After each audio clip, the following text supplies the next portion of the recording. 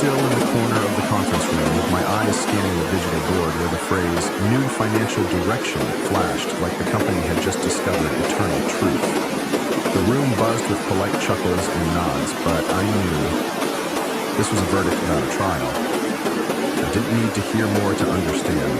I was the one being replaced.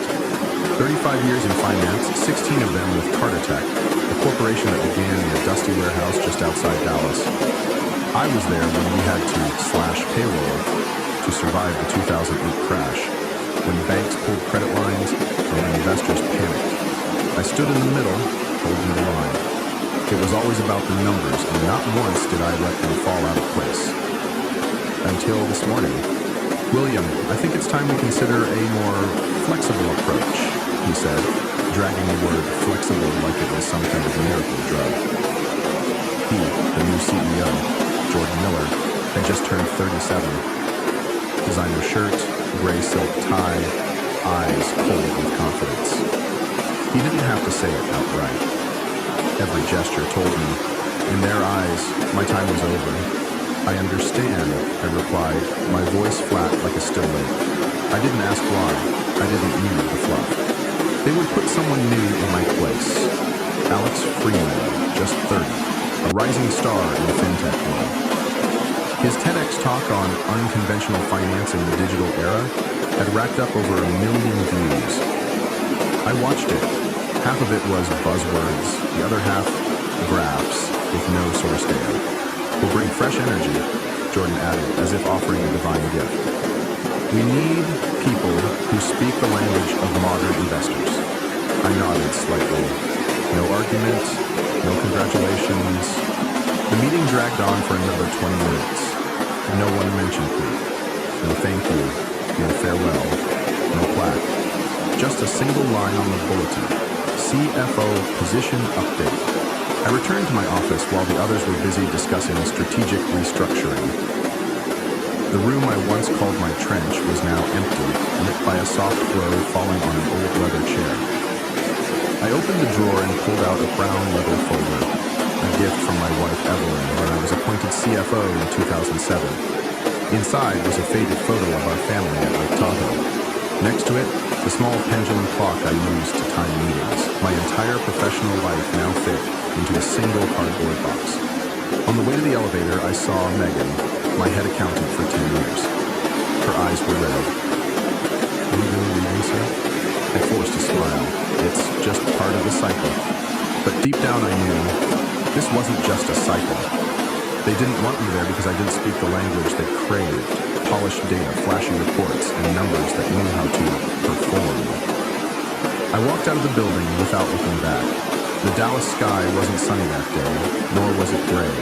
Just a breeze brushing my cheek like a final farewell from the old days. They thought I was outdated, no longer relevant. But what they didn't know was that I'd already seen the cracks the day Jordan arrived with undocumented consulting contracts and quietly manipulated budgets. I didn't need a stage. I didn't need revenge. I just needed time and numbers that told the truth. I used to believe the biggest threat to a company was financial crisis. It's not. The real danger is greed, dressed up as reform. Not even a week after I left the office, the first message came from Lisa, head of internal legal. "William, did you know Jordan just signed a consulting contract for almost $300,000 with a company that has only one employee on LinkedIn?" I read the message twice, my pulse slow. The company's name was Stratege Solutions. I'd never seen it on any vendor list or budget review, but the name on the contract was familiar. Darren Mills, an old MBA classmate of Jordan's from Boston. I checked my old inbox. Still accessible for the remaining 48 hours. No approval record from finance. No mention in internal audit. The contract had been pushed straight from the CEO's office to accounts payable, bypassing every control layer. A chill ran down my spine. Not from the amount, but from the method. By month's end, I heard that Jordan had announced a total management restructure. The audit department was to be merged into the Strategic Innovation Division, now reporting to a newly invented title, chief transformation officer held by his second close friend, Lila Brooke, who had never conducted a single audit in her life. Lila had made a name as an influencer in creative business consulting, which basically meant taking pretty pictures with charts and calling it strategy. Carter Tech once prided itself on a triple-check system between finance, legal, and operations. Now, everything was being funneled into one single division. Led by someone who once blogged about business intuition in a digital age. Financial reports began to delay for no clear reason. Invoice verification requests were bounced back with vague statements about procedure updates. Veteran employees were suddenly reassigned or made to sign stricter NDAs. When I reached out to former colleagues, most gave clipped answers or avoided the topic entirely.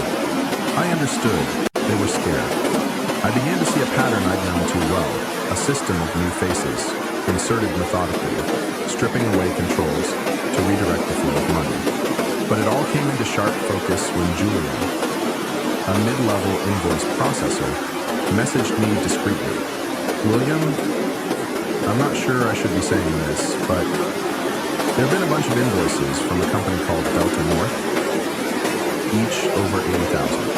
No one on my team is allowed to see the details. They're labeled priority only and processed outside standard flow. I asked for more. She hesitated. I saw Jordan in a closed-door meeting with Alex Freeman and someone not on our guest list. After that, the Delta North invoices started showing up. Delta North. I jotted the name in my old notebook. Less than 24 hours later, Julia was transferred to HR. Operational realignment, they said. Her messages wiped from internal records. But I'd saved them. One copy on my phone, one on a secure USB. I'm not the impulsive type, but I could feel the tide swelling, and Carter Tech was drifting straight into it, rudderless. That night I sat alone in my kitchen, the overhead light casting shadows across the oak table. I reopened old reports, balance sheets I once signed, compared each line item, every movement of funds. Some discrepancies were minor, but put together, they painted a shadow. Jordan wasn't acting alone. He was building an ecosystem, one just legal enough to avoid questions, but filled with murky transactions, bloated expenses, and deliberately displaced personnel. I once thought I stepped down to make room for the next generation, but now I realized they didn't want a successor. They needed someone who didn't know what I knew. The numbers were telling a different story, not about business, but about a deception engineered in plain sight. And this time, I wasn't going to watch from the sidelines. I wasn't a Carter Tech employee anymore, but habits die hard. Every morning, I still brewed my coffee, opened my laptop, and scanned for movement. In the markets, and within the company I once helped build. I wasn't looking for trouble, but trouble, once it smells weakness, finds its own way in. 3 weeks after I'd left, an anonymous message hit my inbox. Just one sentence. Check special ops expenses, May, Delta North. No name, no context, but I knew exactly where to start. I reused a backup account I had created for system audits. The access was still active, probably because the new IT team hadn't thoroughly cleaned house. I logged into the internal data portal and opened May operations report. Under special expenses, Delta North appeared 3 times. Each entry ranged from $78,000 to $85,000, just under the $90,000 threshold that would have required executive authorization and board approval. I checked the transaction codes, no attachments, no formal contracts, just vague descriptions like data infrastructure restructuring consultation, high confidentiality priority. I frowned. Phrases like that are often used to legitimize payments with no actual deliverables. I went back through the approved vendor list. Delta North wasn't on it. Tracing the business tax ID, I found Delta North had been registered only 3 months earlier, operating out of a shared office space in Tampa, Florida. No website, no listed phone number. The legal representative was an unfamiliar name, Brad C. Kelly. It felt like standing in front of a door with a broken lock. One push and it would swing wide open. I sent a message to Thomas, one of the mid-level financial analysts I had personally trained. Have you noticed anything strange lately? He replied an hour later, brief, but enough to raise every red flag in my head.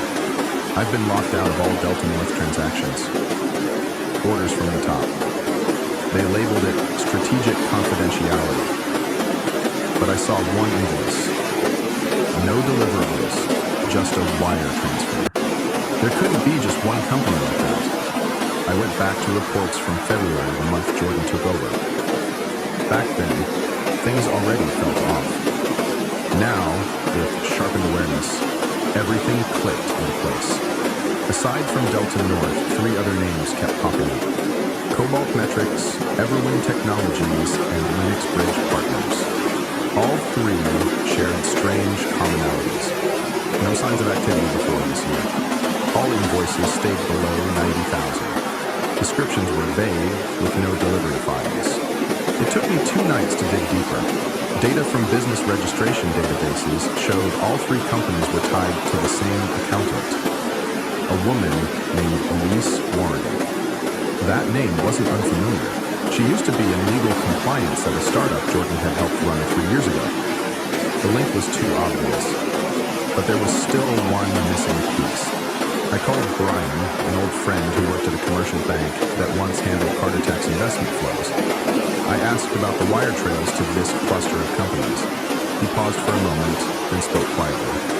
I probably shouldn't say this, but I will.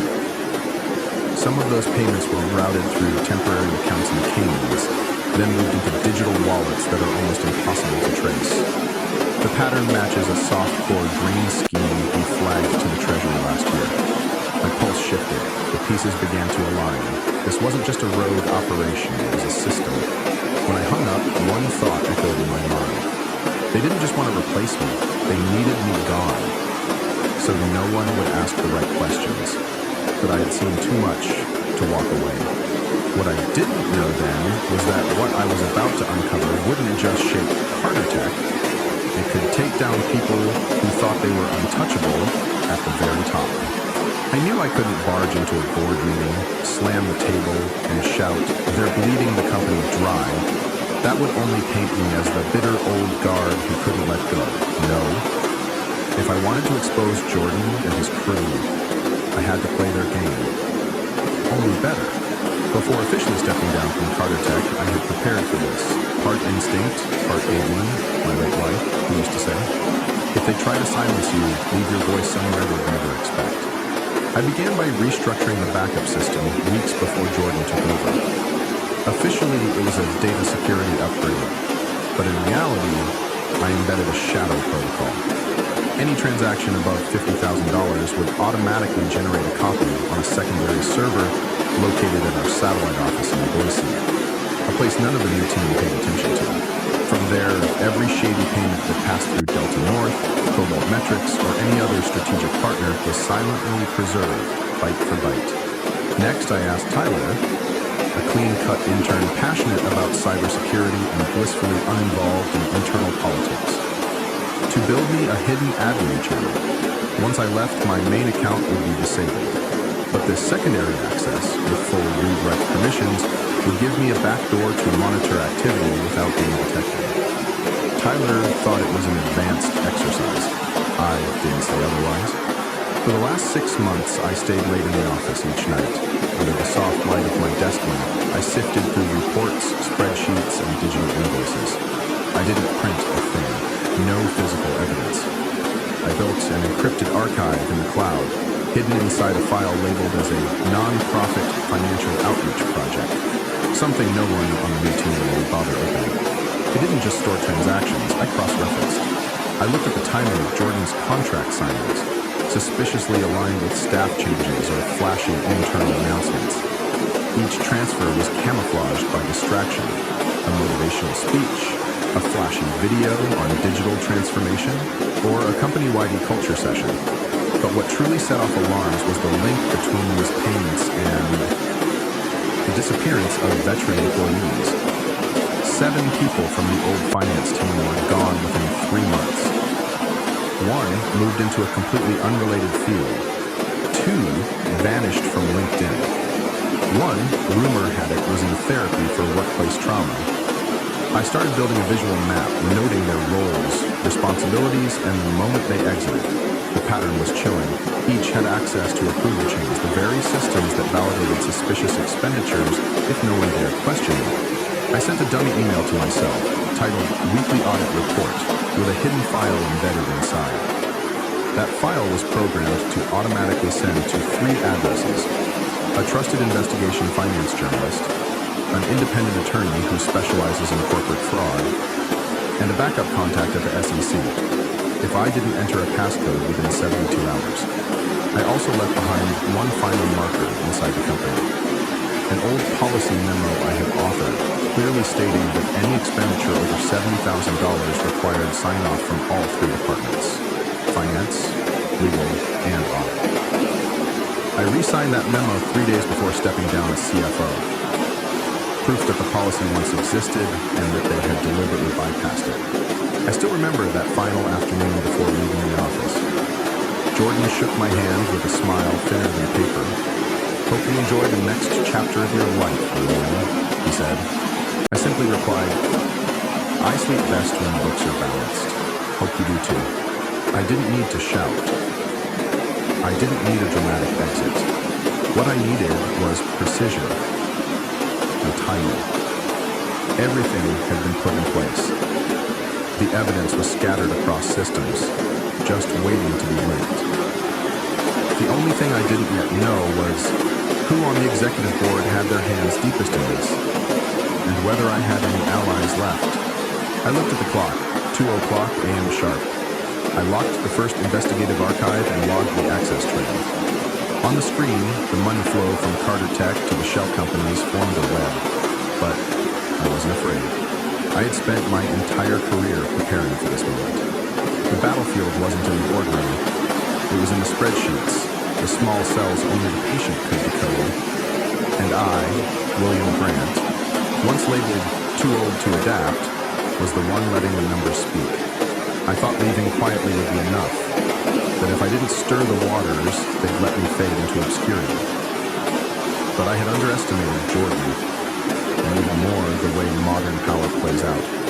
Rumors began in hallway whispers as recounted later by a young staffer. Mr. Grant was respected, but a bit rigid. Some recent errors in the quarterly reports forced us to pivot. No direct accusations, just enough to plant doubt. 1 week later, I heard that Jordan had held a private session with the new finance team, where he openly stated, "We need to break free from outdated methods slowing us down. Some individuals, though well-meaning, introduced discrepancies that influenced critical decisions." I knew exactly which numbers he meant, the very reports I had fine-tuned myself, balanced to the last cent, with every appendix verified. No errors, no fraud. But now they were being used to tarnish my name. Juliet, the accountant who once tipped me off about Delta North, called me late on a Wednesday. Her voice trembled. They brought me into HR, said there's evidence I leaked internal data.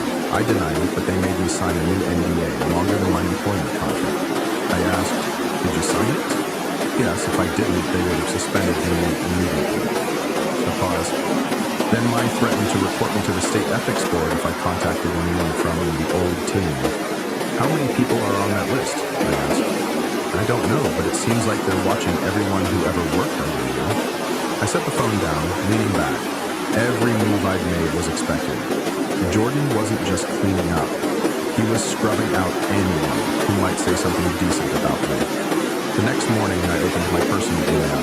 There was a message from Carter Tech's legal team, cold and formulaic. "This is a reminder of your post-employment confidentiality obligations. Any public or indirect statements harming the company's reputation may be considered breach of contract and subject to legal consequences."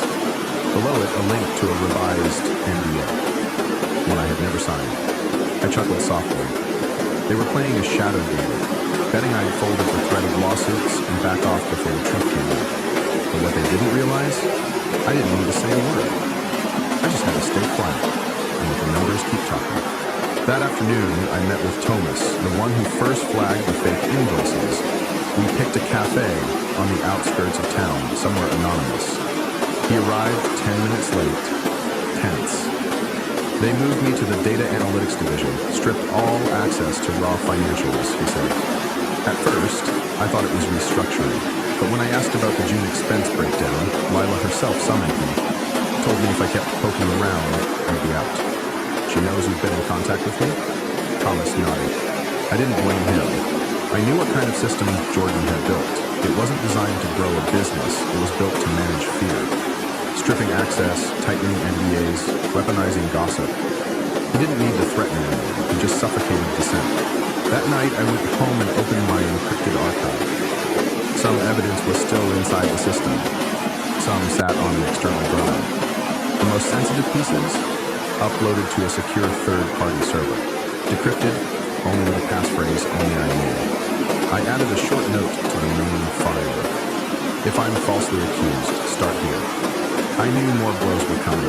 Internal narratives, strategic leaks, maybe even a doctored story about internal conflict. But I no longer needed to be vindicated in the boardroom. I needed the evidence to reach the right hands. And the right person. Jordan thought he could bury me with a few insinuations. What he forgot was, people like me don't need fame to survive. We only need the truth. And a backup. I used to think corporate fraud left behind sloppy spending, out-of-place numbers, or incomplete invoices. But digging into Jordan's system, I realized this wasn't ordinary fraud. It was a network, built by people who knew exactly what they were doing. Each night, I sat in a small office at the end of the hallway, lit only by my laptop. I coded through transaction chains tied to companies like Delta North, Cobalt Metrics, Linux Bridge, and now a new one, Brightwell Consulting, which appeared 3 times last quarter with nearly $700,000 in disbursements, and not a single delivery file attached. Brightwell had no website. A phone number registered in New Mexico rang endlessly. When I pulled the tax records, one name popped up, Spencer Voss. I stopped breathing for a second. Spencer Voss had been Jordan's former colleague at a tech firm that imploded 4 years ago, due to transparency issues. No one was ever charged, but the company vanished, employees scattered, and Jordan slid into Carter Tech with a resume polished to perfection. I scanned every transaction tied to Brightwell and named around Spencer. And then I saw it, a payment of $142,300 from Carter Tech to a firm called Evermark Innovations. The invoice described it as support costs for Phase 1 AI, financial analysis integration, signed by someone named Jay Marsh.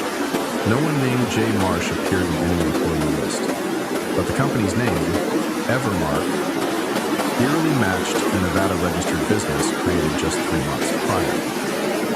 The legal owner, Lila Brooke. I traced the money flow using the remaining access from a backup admin account. Each individual transfer seemed harmless, but when arranged in a timeline, they formed a closed loop. Carter Tech paid Brightwell. Brightwell sent funds to Evermark. Evermark funneled them to an offshore company in Belize called Crestwave Holdings, and from there, the money scattered into untraceable digital wallets. Total? $12,470,000 in under 7 months. Not all of it was stolen outright.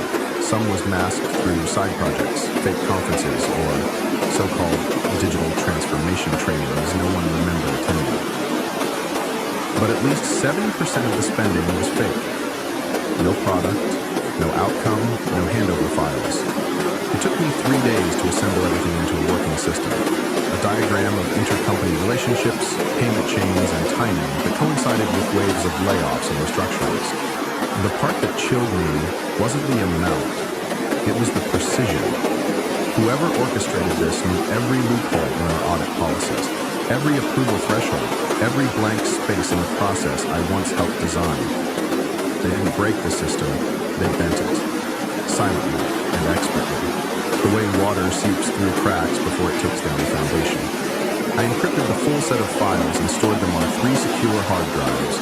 One stayed at my attorney's office, one I gave to my closest friend Scott, a finance professor at Northwestern. The last one I hid in a place only Evelyn ever knew, behind our wedding photo in the old bedroom. That night, I didn't sleep. I sat in front of the screen, rereading every wire, every line item, every note. I wasn't angry, I wasn't wasn't shocked. I had only one thing left: resolve. Early the next morning, I sent a short email to a contact I'd kept since my CFO days. One of the last truly independent board members I believed hadn't been bought. Eleanor Riggs. Subject: critical concern regarding Carter Tech's financial structure, confidential review request. Attachment: a brief summary of what I'd uncovered. Just enough to spark concern, not detailed enough to get filtered. I didn't send the full archive. Not yet. I needed to know who still stood on the side of truth. I hit send. A soft ping echoed through the room, as quiet as the way Jordan and Lila had once hijacked an entire corporation without ever raising their voices. But this time was different. This time, I was the one setting off the first domino. And it wouldn't stop with just the CEO's chair. Eleanor replied in less than 12 hours. Meet me in person. No email. 8:00 p.m. tonight. Langford Mall parking garage, basement level. Code word, red file. I wasn't surprised by the secrecy. Eleanor had once been CEO of a global logistics firm. She understood how easily information could be manipulated with a few clicks. She was one of the few I'd ever seen hold a shareholder room in silence, with just a glance. I arrived on time. A black SUV sat against the far wall, interior lights off, rear door slightly ajar. I stepped in, heart steady but alert. Eleanor didn't waste time. I had suspicions from the moment the board pushed Jordan through without independent vetting. But now I know. You're not the only one they wanted off the board. She handed me a sealed envelope. Inside were copies of shareholder voting records from 3 months before I was replaced. One name kept showing up: Stonewell Strategic Capital. It sounded familiar. I checked quickly on my phone. In just 6 months, Stonewell had quietly acquired more than 11% of Carter Tech's stock through 3 intermediaries. The signer on every deal? Graham Lowell, brother-in-law of Victor Hemsworth, the board member who had introduced Jordan to the company in the first place. I felt heat rise in my neck. Jordan wasn't selected for his talent. He was a plant, inserted by Stonewall to control Carter Tech from the inside. Lila, Spencer, the entire shell company network was just a sidearm of a much larger strategy. To siphon value from the top while disguising it as strategic growth. Eleanor leaned in. Victor didn't act alone. At least 3 board members are aligned with him. They sit quietly in meetings, pretending to agree, but I'm certain they've received off-the-book incentives, likely as consultants to external funds. I asked, what about Jacob Hemsworth? She nodded. Victor's nephew, appointed as a special observer on the board, officially to learn, but in reality he attends high-level finance meetings and has approval power over specific investments. Both Brightwell and Evermark passed through his management branch. I sat in silence for a long moment. Everything I'd uncovered now had structure. No longer isolated data points. No longer just suspicion. This was a hostile takeover, executed through voting blocks, executive swaps, shadow payment systems, and slow internal erosion until Carter Tech became a shell of itself. Eleanor sighed. I used to think the board was the final line of defense, but it seems it was the first to be bought out. I asked her directly, who do you still trust among them? 3 people, she replied. Myself, Daniel Knox from the pension fund, and Lydia Tran. She represents the small shareholders. But they won't move unless there's hard, undeniable proof. Then let's give them some, I said, placing the encrypted drive on her lap. I've traced more than $12 million funneled through shell companies, some tied directly to Jordan, others to the names you just mentioned. I have contracts, invoices, money trail diagrams, even the registered agents. Eleanor paused for a few seconds, then gave a firm nod. Then it's time we open Pandora's box. On the drive home, I thought hard. If the board had been compromised, and if company equity was being used as a laundering vehicle, this wasn't just an internal issue anymore. It was grounds for a federal investigation.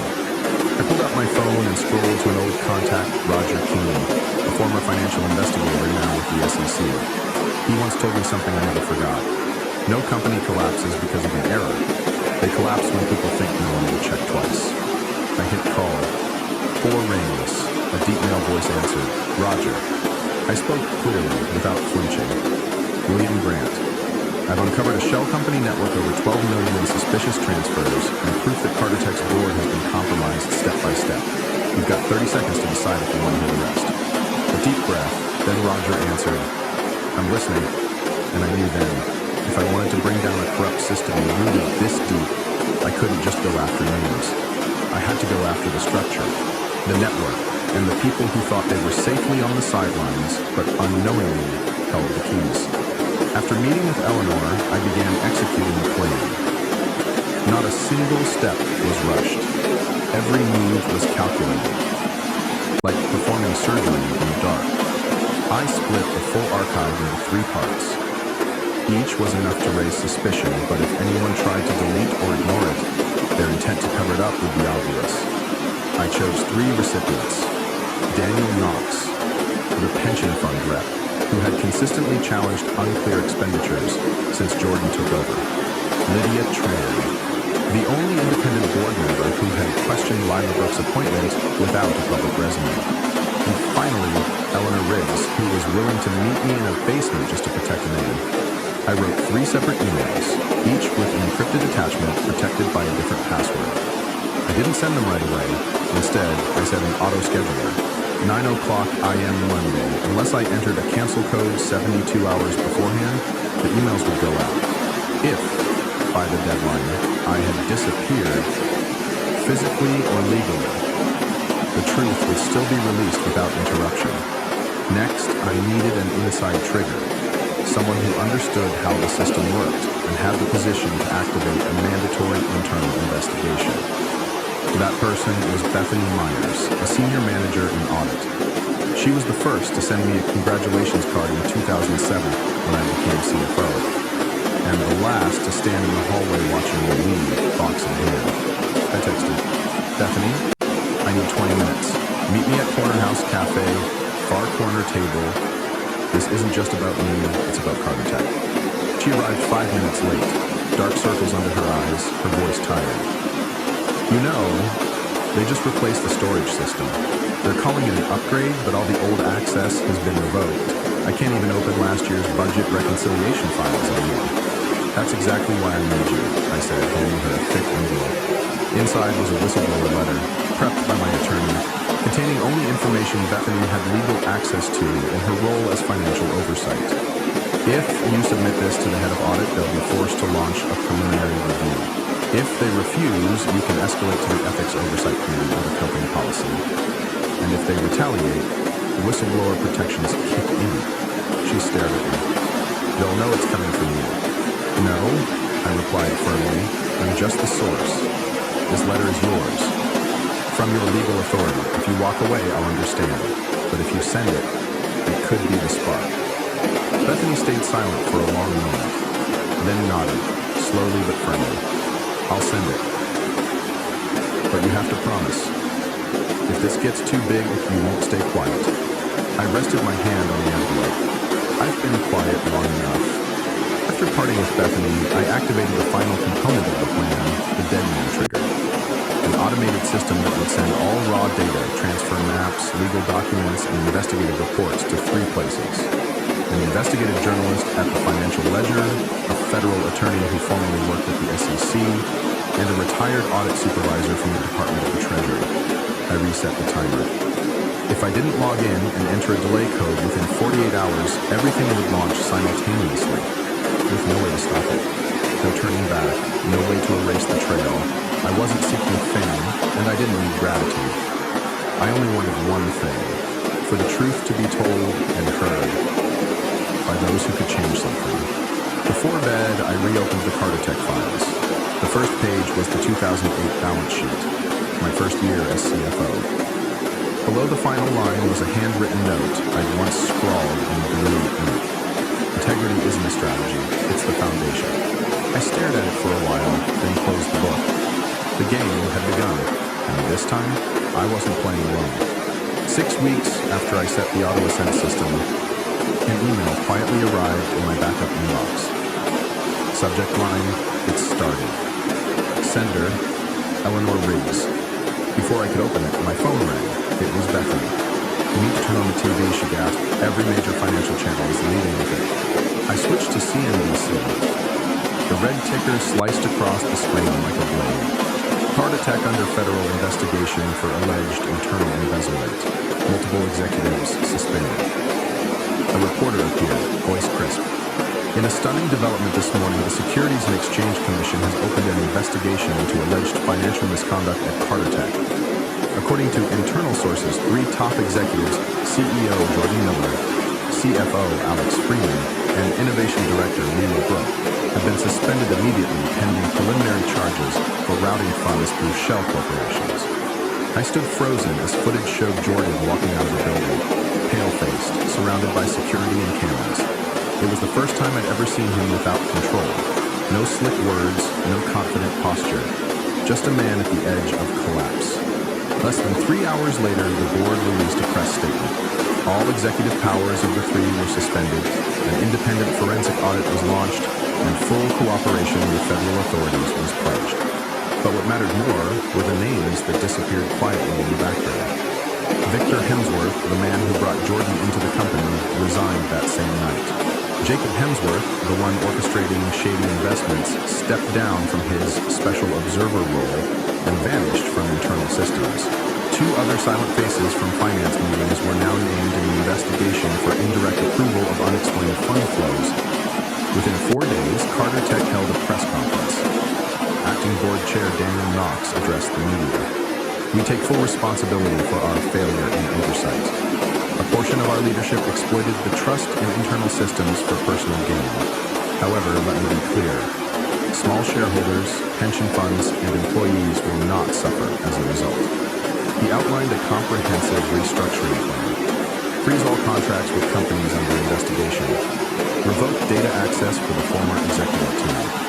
Initiate a third-party audit of the past 12 months of transactions. Bethany called me in tears. Not from fear, but from relief. "We did it, William. We brought them down." I didn't reply, just nodded, even though she couldn't see it. I didn't feel victorious, just lighter. Like a weight I'd carried for months had finally lifted. 2 weeks later, the SEC released a formal statement. A systemic financial misconduct scheme was identified at Carter Tech, with over $14 million siphoned from the company. Those responsible will face criminal proceedings unless full cooperation is secured. Carter Tech was fined $2.5 million, but was spared dissolution due to its commitment to transparent reform, no mass layoffs, and preserving employee and shareholder interests. I sat on a wooden chair by my window, sunlight spilling through the curtains. I didn't need applause. I didn't need headlines. But every number I gathered, every sleepless night, had just saved hundreds of jobs and protected thousands of everyday investors. I opened my inbox. A message from Eleanor. "If you want to return, the door is wide open." I stared at the screen for a long time, then placed my hand on the keyboard. But instead of replying, I opened an old folder, the one that held scanned resignation letters I had written 3 years ago when everyone passed.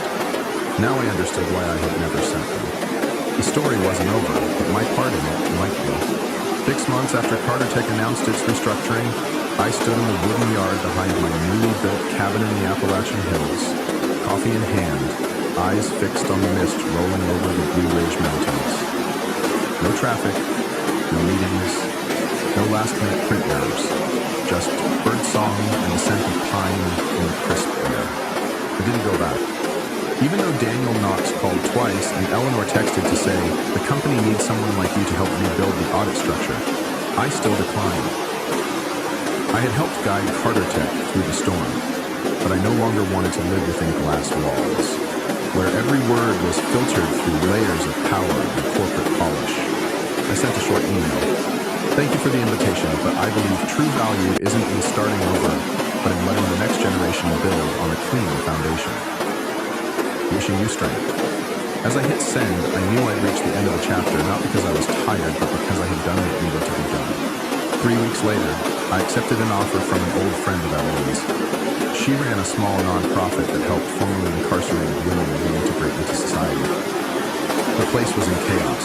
2 years of stalled audits, a scattered budget, and a looming risk of losing state funding.